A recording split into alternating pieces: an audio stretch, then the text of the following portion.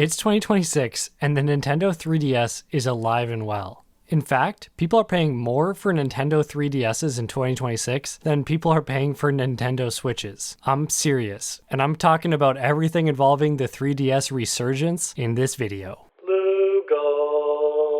Okay, but before we get into this video, I just want to mention that most people that watch my videos aren't subscribed, but subscribing is completely free, and it's a great way to support my channel, and I upload a new video every week. And if subscribing is not your thing, liking the video helps a lot too. Plus, I run this channel with minimal sponsors. The best way to support is to click the join button and become a channel member.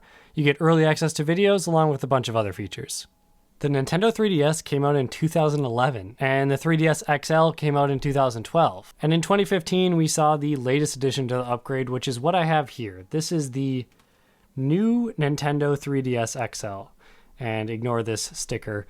I bought this used on Facebook Marketplace a few years ago for about $100, and I thought that was a fair deal at the time, but I had no idea I was actually securing such a good deal on this console because the price of this thing has skyrocketed in the past couple months.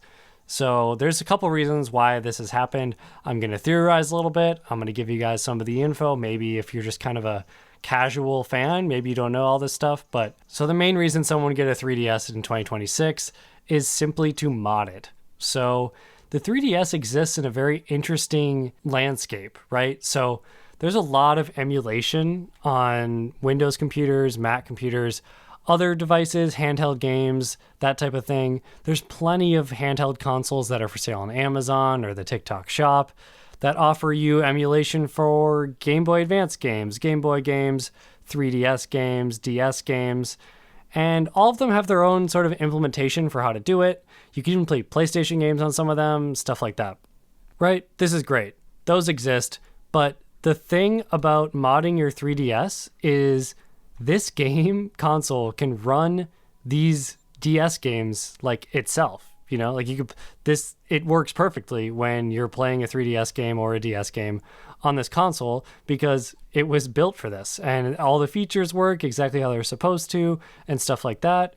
And you also get the benefit of, you can also play various Game Boy or Game Boy Advance games. So I've got a couple on here. We've got Pokemon Fire Red. We've got Link's Awakening, Legend of Zelda, Game Boy Color game. Got Legend of Zelda Ocarina of Time. There's just like all these great games on here that you could play, some great Pokemon titles. Playing the original Legend of Zelda from 1987. You can do all that stuff if you mod your DS. You can even play Among Us. But that's not exactly what this video is about. We're just kind of like covering all of it. And, you can also play games that came out on the DS and were amazing. So this is a game that just runs perfectly on here versus if I try to play this game on my Windows computer or any other sort of emulator that's not a DS, the experience is just going to be slightly worse versus if I just play it on the DS itself. Not to mention, if I don't mod it, one of my favorite things about this console is the reason I bought it, essentially, is this is the only Nintendo console that could play Minecraft before the Switch came out. If I can get this thing out right here. Check this out, guys. No mod, no anything. This is actually the new Nintendo 3DS version of Minecraft. And it runs on this hardware itself all these years later. You just have to have the cartridge. And these cartridges are relatively cheap to come by because, not a ton of demand. But that might be changing. There we go. Got the cartridge back in there. The cartridge slot on this one's a little bit weird, but it doesn't get used too much, so it's not a super big deal. But yeah, so like modding is primarily the first reason, but definitely the second reason is to just play games that came out for the 3DS. You can totally play them on here exactly as if you would in 2015. So that's another huge benefit of this console. The battery life, in my experience, has been great. I don't use this thing very often. I just pulled it out of a drawer. The last time I used it was to make a different YouTube video about it several months ago. And it's been several months and I still have 75% battery here. And aside from official games where you can buy the cartridge and play them, the Nintendo eShop still supports any games that you purchased on the DS. You can still download them and download updates for them. So this is super great, even though the rest of the eShop is permanently offline. So if you're someone who bought a bunch of digital games on your 3DS, you can pick up any 3DS, sign in with your Nintendo account, and you're back in business downloading all the stuff that you used to play. So another great reason to pick up this console. And Mi Plaza with Nintendo Street Pass has gained a cult following in the years since this console came out. And people bring it to New York City or other very, heavily populated areas to exchange Mii's with people that also carry their 3DS with them, which kind of seems to be a growing amount of people. Recently on eBay, we've seen the price that these things are going for just skyrocket. So people are paying crazy amounts for this console. I don't know if it's worth $400, but it's sort of like a console with infinite lifetime, right? As long as there's repair parts available, people are just going to keep repairing these things and keep modding them and keep playing games, because there's just so many of these cartridges out in the circulation that it just allows you to do a lot of really interesting things, even 10 years after the console came out. That's kind of like the main things that the 3DS, exists for, and why people are paying so much money. But I also think we're kind of experiencing like some scarcity. So people are kind of gobbling these up. Obviously, there's no new 3DSs that are constructed anymore to this day. The only Nintendo consoles they're making are the Nintendo Switch, the Nintendo Switch 2, and all, the variants, the OLED, the lights, stuff like that.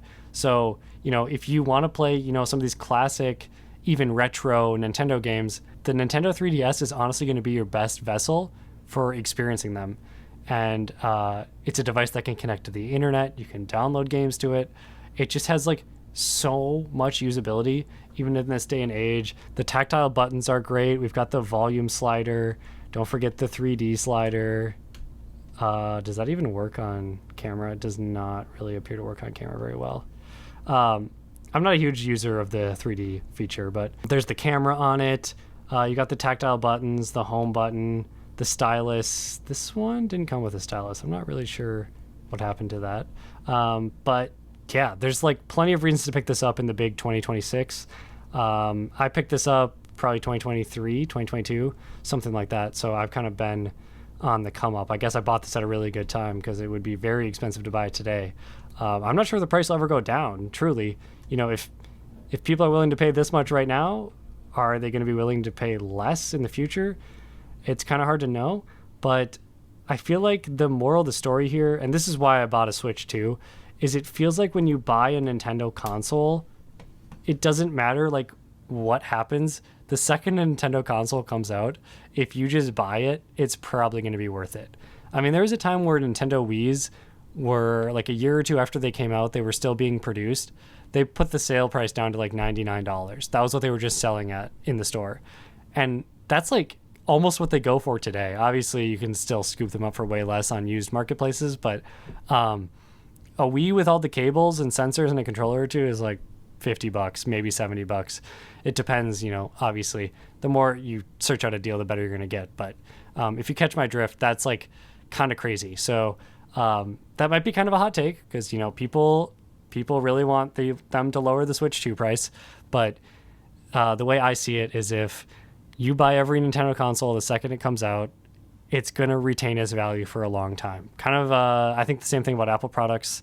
Those tend to retain their value, although not as long as Nintendo products. But the thing is, Nintendo releases so few products that it's like typically a good idea to pick one up. So that's my take on it. The 3DS XL in the big 2026. I've got mine.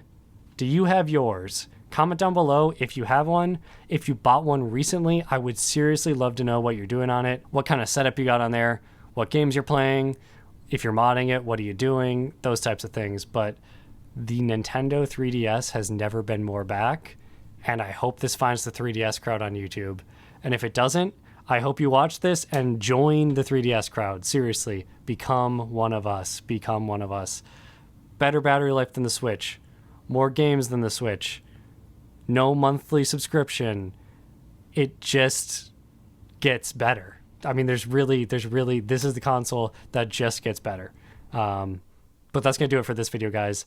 Thank you so much for watching. I hope you buy a Nintendo 3DS. I hope you get a good deal on one. It's going to be kind of hard if you buy it online. Maybe you have a friend who can sell you one. But that's all I got for this video, and I will see you guys in next week's video. Peace out.